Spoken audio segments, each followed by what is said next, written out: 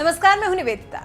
गलवान घाटी में तनाव है और चीन और भारत नए नए हथियार टेस्ट कर रहे हैं। उसी बीच समंदर में भारत ने चीन को पछाड़ने के लिए अपनी सबसे खतरनाक युद्धपोत को उतार दिया है।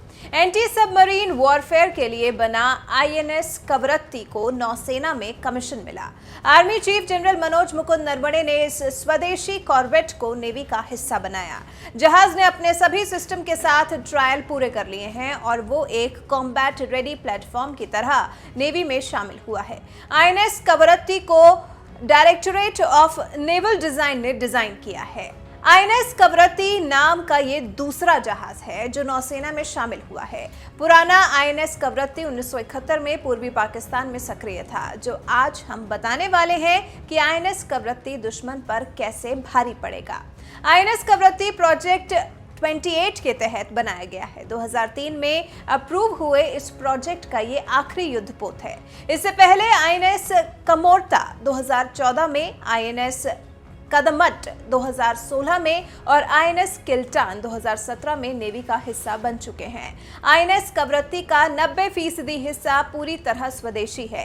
इसमें कार्बन कंपोजिट्स यूज किए गए हैं जो भारतीय शिप बिल्डिंग की एक बड़ी उपलब्धि बताया जाता है। इसे कोलकाता के garden reserve ship builders and engineers GRSE ने बनाया है।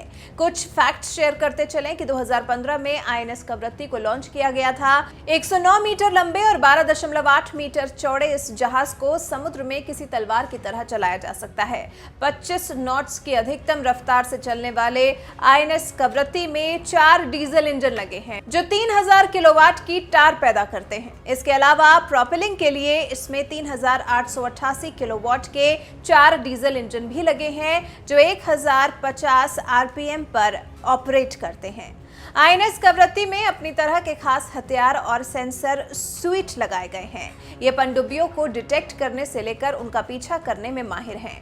पनडुब्बियों के खिलाफ तो ये कारगर है ही, इसके साथ ही साथ आईएनएस कवरत्ती में सेल्फ डिफेंस का भी इंतजाम किया गया है। GRSE का दावा है कि ये आईएनएस कवरत्ती के स्टील्थ फीचर्स ऐसे हैं जो दुश्मन की नजरों से इसे गायब कर देते हैं। रक्षा मामलों के जानकारों की माने तो आईएनएस कवरत्ती में नई तकनीक का यूज किया गया है जिससे इसको देखरेख की जरूरत भी कम होगी।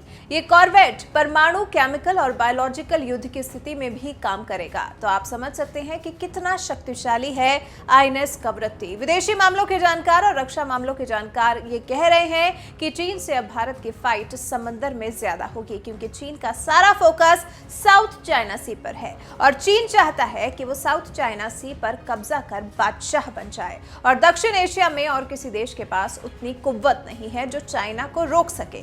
तो सिर्फ भारत ही है जो समंदर में बसे देशों की रक्षा कर सकता है और वो देश भारत की तरफ निगाहें लगाए हैं। इसलिए भारत का समंदर में अपनी ताकत को बढ़ाना चीन को परेशान कर सकता है और लग रहा है कि भारत की रणनीति यही है और भारत सही दिशा में आगे बढ़ रहा है।